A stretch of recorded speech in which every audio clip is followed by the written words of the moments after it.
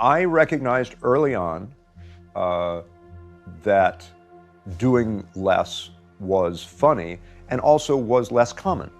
I've been given the opportunity to realize, oh, there's more. You don't have to do less. Among television's brightest names, few burned as sharply or faded as quietly as David Hyde Pierce. For more than a decade, he was everywhere. His dry wit, his anxious energy, that unmistakable voice. Then almost overnight, he was gone. No more Frasier, no big screen reinvention, no talk show circuit making clever small talk about his next role. Just silence. What could make one of television's most decorated actors with 4 Emmys and a place in pop culture history retreat from the world that once celebrated him? Was it exhaustion, disillusionment, or something far deeper? To understand why David Hyde Pierce vanished, we have to rewind to the height of his fame. The years when everyone wanted a piece of him, but few truly understood him. In the early 1990s, Frasier redefined what a sitcom could be. Spun off from the legendary Cheers, it risked comparison to a juggernaut, yet somehow eclipsed it in sophistication. At its center was Kelsey Grammer as the pompous yet lovable Dr. Frasier Crane returning to his hometown of Seattle to rebuild his life as a radio psychiatrist. The show might have been content to rest on that premise until Frasier's younger brother entered the frame. The moment Niles Crane stepped onto the screen, something electric happened. His sharp suits, nervous mannerisms, and razor-thin smile suggested a man perpetually holding his breath in polite company. Within minutes, the audience was hooked. The secret weapon was David Hyde Pierce. Pierce had been working steadily but quietly before Frasier. Guest spots, stage work, the kind of career that rarely earns magazine covers. But his audition changed everything. Producers noticed not only his uncanny resemblance to Kelsey Grammer, but his ability to capture the same intellectual vanity and turn it inward like a mirror reflecting Frasier's flaws back at him. Niles was the brother who would never say he envied Frasier. Yet every glance betrayed it. Pierce's performance layered insecurity over brilliance, warmth over brittleness until the character felt more human than caricature. Viewers adored him. Critics, too. The chemistry between the two brothers anchored the show. Their scenes were like verbal tennis matches, elegant, ridiculous, and irresistibly funny. But what truly set Pierce apart was precision. Every twitch of the hand, every lift of an eyebrow was calculated, but never mechanical. He could turn a sniff, a pause, or a half-stammer into a punchline. Behind that polish lay training few sitcom actors possessed. Long before Hollywood noticed him, David Hyde Pierce had been a classically trained stage performer, steeped in the discipline of timing and restraint. At Yale, he studied music and theater, learning how rhythm shapes emotion. When approached a scene, he did it like a conductor, measuring beats, spacing silences, sculpting sound. That discipline gave Niles Crane a kind of musicality. Every insult was a note, every gesture a chord. Still, the genius of Niles wasn't only in comedy. Over time, Pierce infused the role with unexpected depth. In early seasons, Niles was mostly the butt of jokes.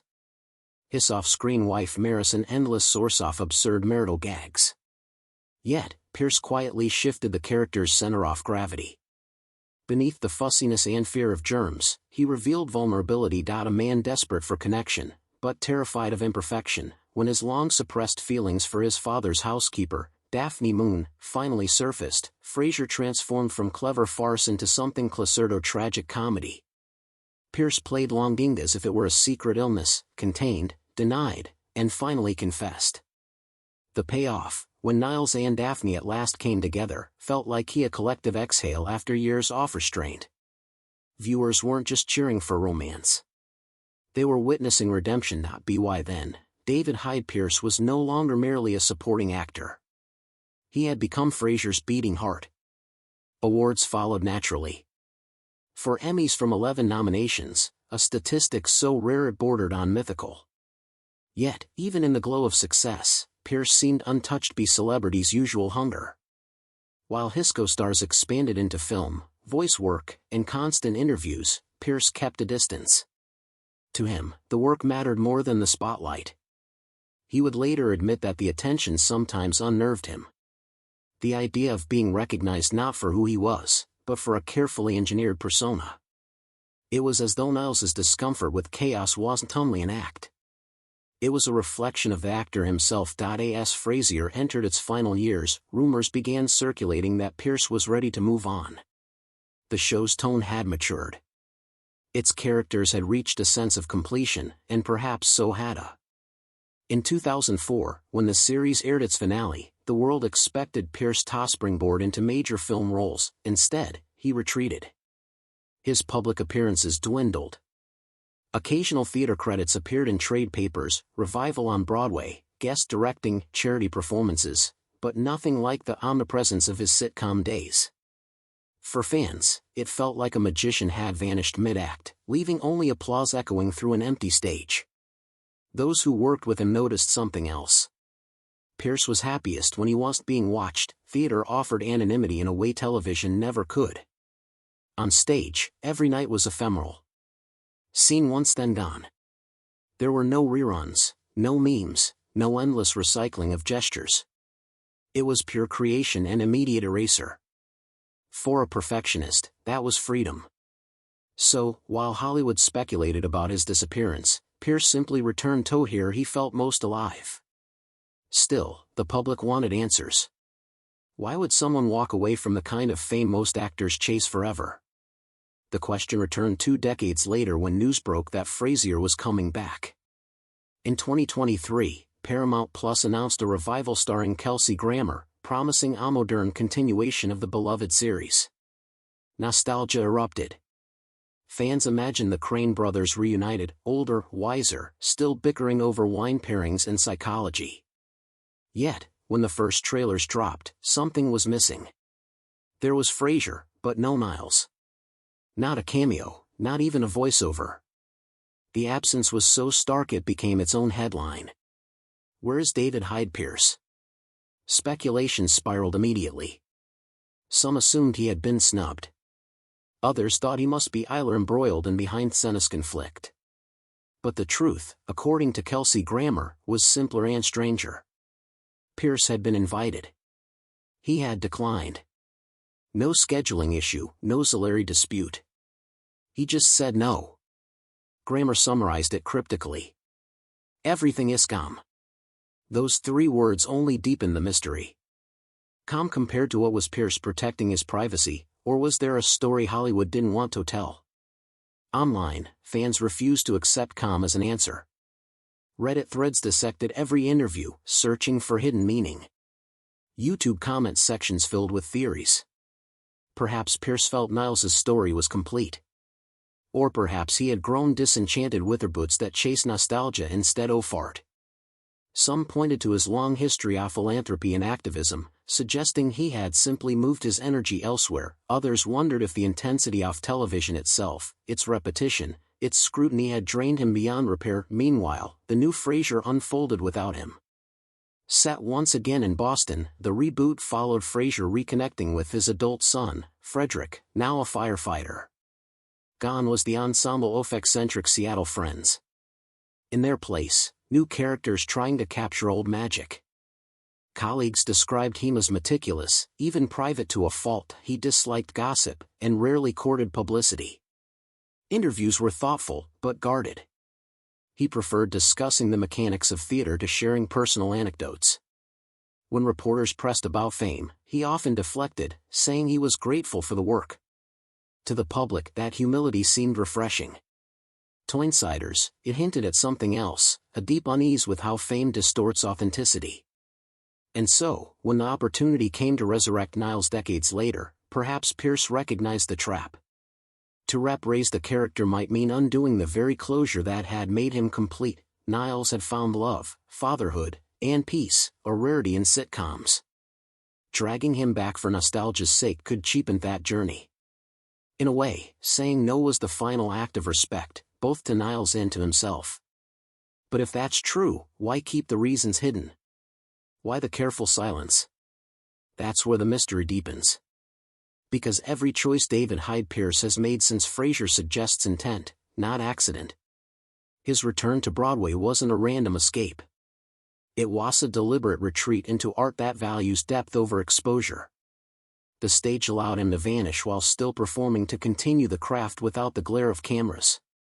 But there may be another more personal reason behind his decision, one that has little to do with Hollywood politics and everything to do with self-preservation. When David Hyde Pierce stepped out of the Hollywood glare, it wasn't into obscurity. It was into purpose. Away from the cameras, he rediscovered something the industry rarely allows: control. For years, his life had been dictated by production schedules, network expectations, and the fickle appetites of audiences. On stage, however, he could breathe. Broadway doesn't demand eternal exposure. It demands excellence, and excellence was something Pierce had never abandoned. In the quiet streets of New York's theater district, he began to rebuild not a career, but a life. Critics who once associated him exclusively with Frasier soon began to whisper about his stunning performances in Curtin's Hello Dolly and Vanna and Sonia and Masha and Spike. Each role was different, some comedic, some tragic, but all revealed a truth long hidden by sitcom fame. David Hyde Pierce was never just Niles Crane. He was an artist searching for honesty, but that honesty came with a cost. Television made him visible. Theater made him vulnerable. Unlike the safety of multiple takes and laugh tracks, stage work offered no barrier between actor and audience. Pierce has often described the experience as terrifying and liberating at once. Each night he had to stand alone. No network, no editing, just himself, his craft, and the silence of an audience deciding whether to believe him.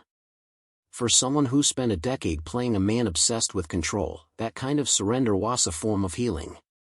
Slowly, he began to let go of the need to perfect every line and instead focus on what drew him to acting in the first place: connection. Meanwhile, Hollywood continued to call, offers for film roles, guest appearances, and revival came and went, each met with polite refusals. The industry couldn't understand it. Why would anyone walk away from guaranteed fame? But to Pierce, the answer was simple. Because he could. He'd already proven everything he needed to. Awards, recognition, critical acclaim, they no longer defined him. He once said in an interview that the greatest luxury success can buy is the freedom to say no.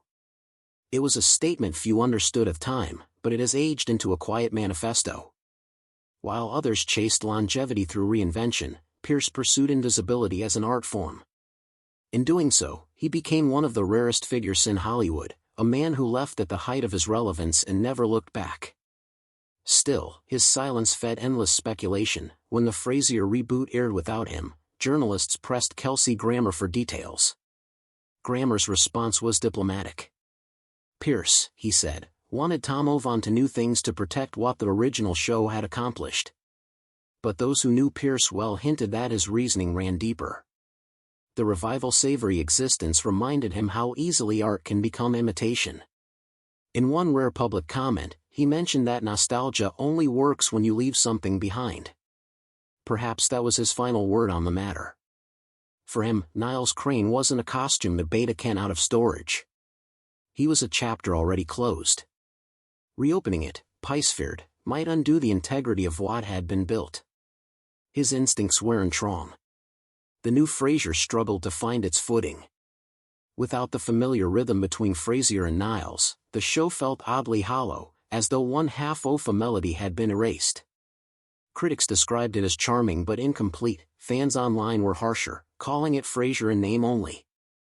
It wasn't the fault of the new actors, many of whom delivered strong performances. It was the absence of that delicate balance, the sharp, wordless understanding between the Crane brothers that left a void no script could fill. For many, that void only deepened respect for Pierce's decision. His refusal to return suddenly seemed less like arrogance and more like artistic protection. In staying away, he preserved the soul of something millions still loved. Beyond performance, though, Pierce's withdrawal from the spotlight reflected something more personal: his values. Throughout his career, he has been quietly committed to causes that rarely make tabloid headlines. Long before it was common for celebrities to use their platforms for advocacy, Pierce was involved in Alzheimer's awareness campaigns, LGBTQ+ rights, and arts education. His activism was understated, sometimes anonymous. In the early 2000s, while the entertainment press speculated about his private life, Pierce chose to address rumors not with a press conference, but with honesty.